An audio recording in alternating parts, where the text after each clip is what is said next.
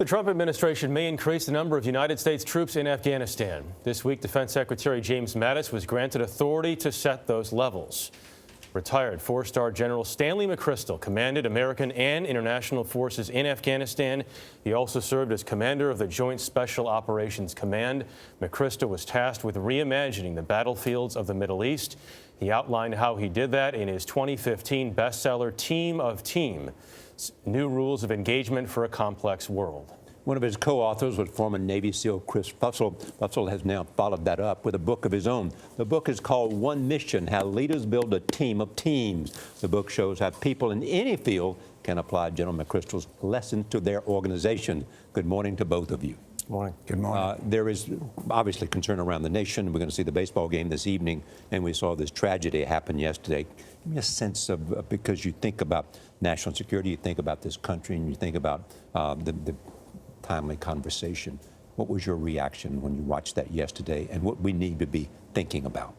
Well, I think like everybody else, it's horror at what happened, but it's also the hope that it starts a national conversation about a number of issues. One is partisanship, one is about conversation itself, and another is about why so many people are being killed by guns in our country. And I think we need thoughtful people to come together and take on a tough issue. You know, Chris, that's what struck me yesterday. You know, we've been reporting on it all morning, 50 to 100 shots. But when you actually hear the gunshots and you hear how long that it took and what those people must have been going through, you know, as a Navy SEAL, you know the sound.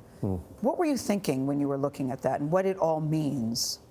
Well, obviously, sympathy for the folks that are there and the families, and the broader problem here, which I think Stan just identified, that this is increasing, and that we have to get our hands around this issue. And for people that haven't been exposed to that before, I mean, that's a life-changing moment that they'll wrestle with for years. What sort of leadership do we need in situations like this, and what sort of lessons do you think, General, can be taken from the book? Well, I think the first is it's not all about a single leader. It's about a community of people that come together, because when we are together, we get more brains involved, we get more wisdom involved, we get different perspectives, and we can make decisions that actually have some kind of consensus and support. So if we always look for a single iconic person, I think we make a mistake. Yeah, you're right, Chris, about the leadership myth. What does that mean, leadership myth? Well, it's in our nature. We have this tendency to want to look for one person that will lead us through tough times. I mean, we saw that in the military with our senior generals. Many would say, well, we've got the right general in place. But you always hear in business you can only have one leader.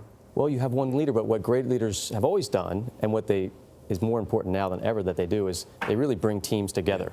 So they create an environment where we could connect. That was what was critical for us in the military, and I think that's what's important now in industry and politics. You see it all over the leadership is leadership is leadership. I mean, whether it's in the military, whether it's in business, whether it's in politics. That's right. That's right. What are the core principles of that kind of leadership?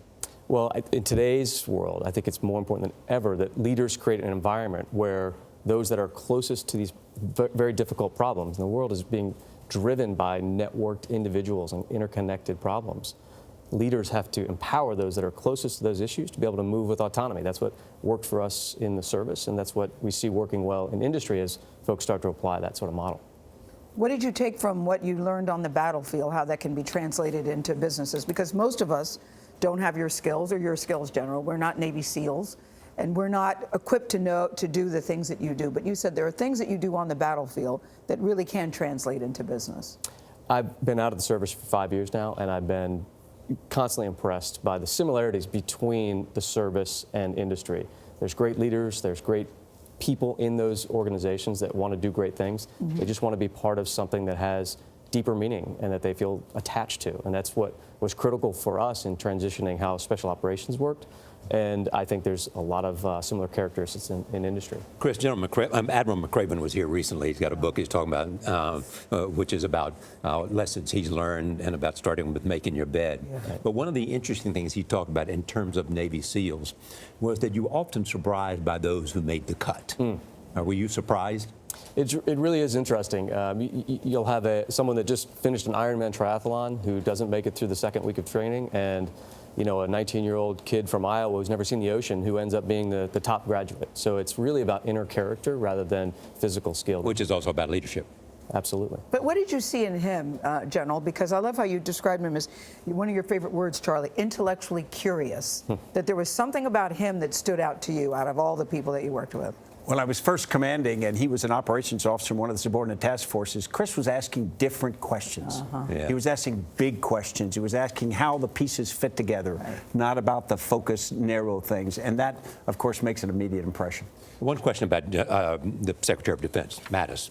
The president seems to have given him lots of authority. Is that a good thing, or do we need to be reminded, that the heart of the American system is civilian control? I think it is a good thing president. to empower subordinates who are closest to the problem to make decisions, but you don't abrogate responsibility.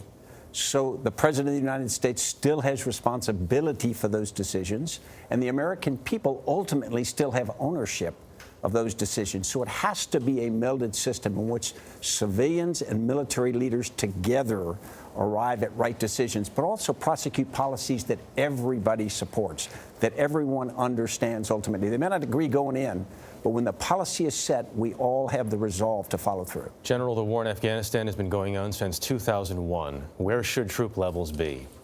It's hard to say. I certainly would defer to what Jim Mattis and McNicholson on the ground are recommending. But the question I think we need to ask ourselves is, if we send more troops and that doesn't solve the problem or make the change we hope, what will we do then?